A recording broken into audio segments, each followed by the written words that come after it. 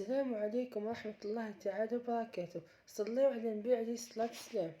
اليوم جبت لكم وصفة السلق بنينة بزاف اقتصادية. ما تنساوش ديروا الابوني والجيم وتشاركوا الفيديو مع حباباتكم. يا البنات، اليوم جبت لكم وصفة السلق بنينة تهبل. جبت السلق شليته بعد هاني نقص فيه كيما هكا طراف الصغار.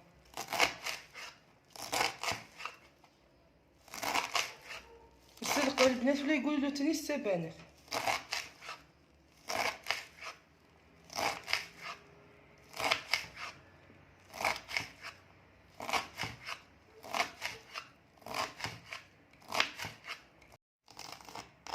وهنا زدت جبت وحده فوق كدا نقص فيها، نقصهم كومبلي بعد نبدا نطيب فيها.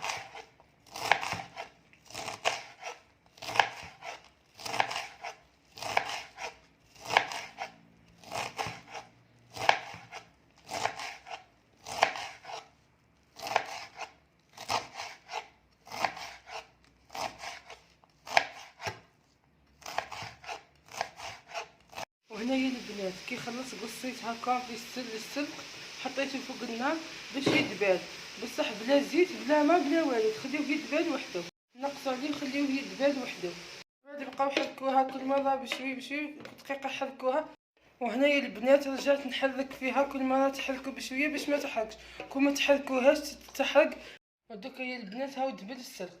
دوكا نوجدولو لاصوص تاعو. هنايا نجيبو مقله نحطو فيها شويه زيت، بعد نلوحو لها البصله والثوم.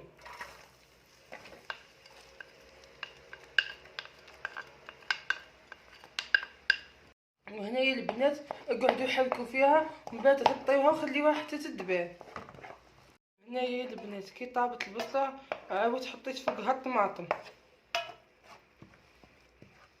وهنايا البنات بعد ما حطينا البصله كي خليناها طابت وبعد زدناها الطماطم حتى الحبه، نحطو لها مغرف طماطم حتى البطاط ونحركو.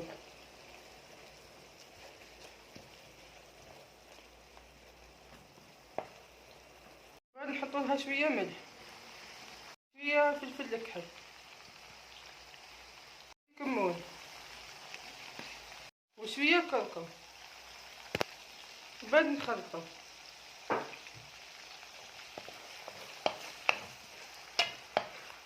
بعد يا البنات كي يطيبوا كلشي مع بعضاه نزيدو لهم كاس ماء ونخليوهم يطيبوا.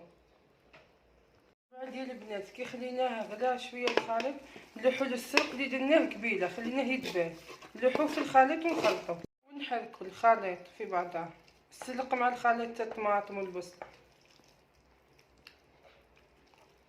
ونخليوهم يطيبوا شويه باش يدي السلق الذوق تاع الخليط. يا البنات بعد ما طاب السلق نحطوا له العظام،